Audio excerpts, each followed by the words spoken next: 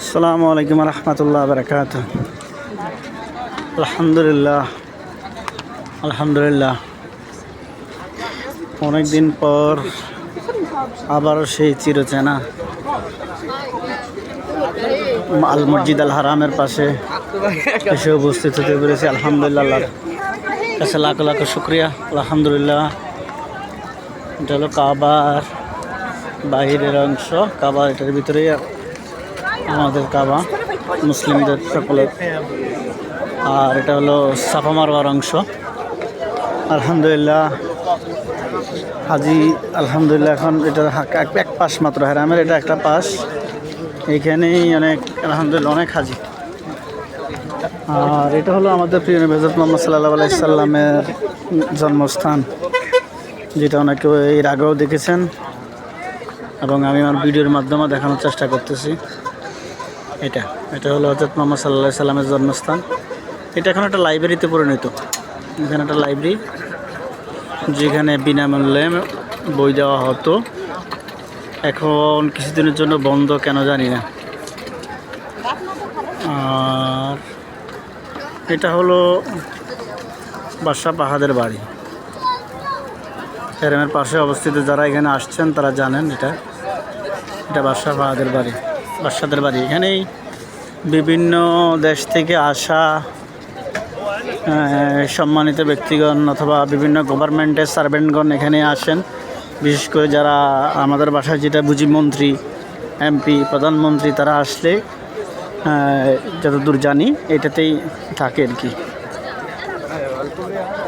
আর তাছাড়াও গভর্নমেন্টের যেসব মেহমান তারা এখানেই আসেন এবং সৌদির বাদশারাও আসলে এখানেই আসেন যতদূর জানি। আর এটা হলো কাবার আঙ্গিনা। মাশাআল্লাহ, আমরা যাচ্ছি এক পাশ থেকে আরেক পাশে। এটা কাবার আঙ্গিনা। মাশাআল্লাহ, সব দিকেই মোটামুটি ভালো হাজি। আমরা আজকে উপর দিকে যাওয়ার চেষ্টা করব,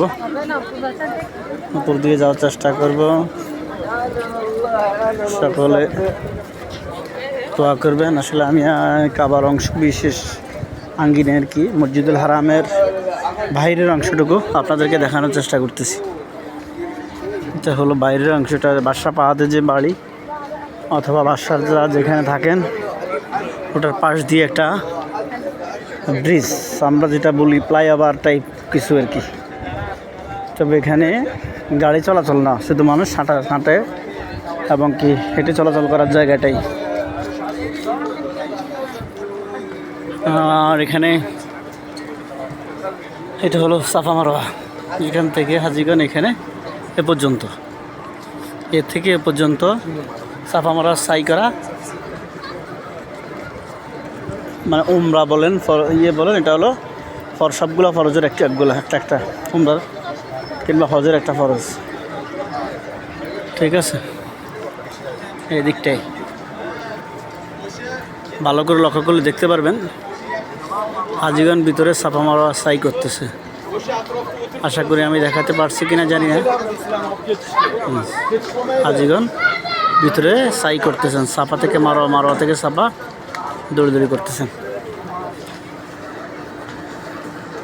আর এটা হলো এখন যেটা দেখাবো, এটা হলো আবু জাহেলের বাড়ি ছিল। নবীজির চাচা আবু জাহেল, তার বাড়ি ছিল এটা, যাকে নবীজি হাজার চেষ্টা করেও কালিমা পাঠ করাতে পারেন নাই। এটা তার বাড়ি। এখন সৌদি সরকার এটাকে বাথরুম, হাম্মাম যেটা বলবে আর কি, বাথরুম বানায় রাখছে। এখানে মহিলা পুরুষ এখানে টয়লেট করে। হয়তো বা এটাই তার ইচ্ছে, কঠিন কিছু, এটাই তার প্রাপ্য, যে কারণে তাকে তার বসত বাড়িটাকে হাম্মাম বলে উপযুক্ত মনে করেছেন, এটাকে হাম্মাম বানাইছেন, কারণ সে এর চেয়ে নিকৃষ্ট ছিল। যাক, উপরওয়ালাই ভালো জানেন কার সাথে হাসরের ময়দানে কি হবে, সব উপরওয়ালাই ভালো জানেন। তবে আশা করি যারা আমার রাসূল সাল্লাল্লাহু আলাইহি সাল্লামকে কষ্ট দিয়েছেন তাদের পরিণতি ভালো হবে বলে আমার মনে হয় না। যতটুকু মুসলিম ধারণা জ্ঞান আমার আছে ওইটুক থেকে বলতেছি আর কি। আপনারা অনেকে আমাকে চিনেন, অনেকে আবার চিনেন না। আমার পেজে আমার কোনো ছবি আমি দেইনি কখনো। আমার পেজে আমার কখনো আমি ছবি দেই নাই।